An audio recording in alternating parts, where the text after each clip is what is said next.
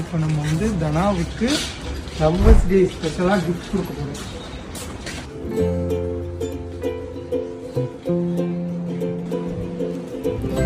Happy Valentine's டே.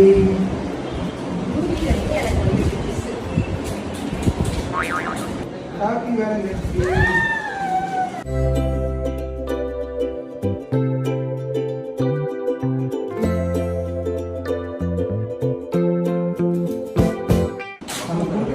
எவ்வளோ but இது வந்து 10 rupees தான். ஸோ நம்ம கொடுக்குற கிஃப்ட் வந்து எவ்வளோ வேல்யூன்றது முக்கியம் இல்லை. அதாவது நம்மளுக்கு பிடிச்சவங்கள்ட்ட இருந்து சின்ன விஷயம் வந்தாலும் அது பெருசாக யோசிக்க தோணும். இன்னைக்கு காலையில் எனக்கு ஒரு டெக்ஸ்ட் வந்துச்சு, நீங்கள் இந்த மாதிரி உங்கள் ஒய்ஃபுக்கு அது செய்கிறேன் இது செய்கிறேன்னு ரொம்ப பண்ணுறீங்க, அதை பார்த்துட்டு நிறைய பேர் வீட்டில் சண்டை வரும்ல, அந்த கான்சியஸ் கூட உங்களுக்கு இல்லையா, நீங்கள் ஏன் அதெல்லாம் வீடியோ போடுறீங்க, தவறான முன்னுதாரணமாக இருக்காதீங்க அப்படின்னு சொல்லிட்டு ஒரு டெக்ஸ்ட் வந்துச்சு. நான் அவங்கள்ட்ட என்ன சொன்னேன்னா, ஓகேம்மா நீங்கள் சொல்கிறது ஓகே, இப்போ நீங்கள் சொன்னதை கேட்டு நான் எதுவுமே இது பண்ண மாட்டேன்னு வச்சுக்கோங்க.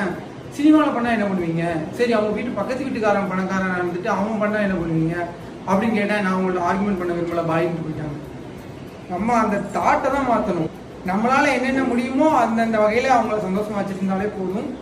இதை புரிஞ்சிக்காமல் நம்ம வந்து அவங்க பண்ண மாதிரியே பண்ணணும் இவங்க பண்ண மாதிரியே பண்ணணும்னு நினச்சி கம்பேர் பண்ணோம்னா கண்டிப்பாக வாழ்க்கை நல்லா இருக்காது. இது ஒரு லவ்வர்ஸ் டே அன்னைக்கு ஒரு மெசேஜாக சொல்லிக்கிறேன்.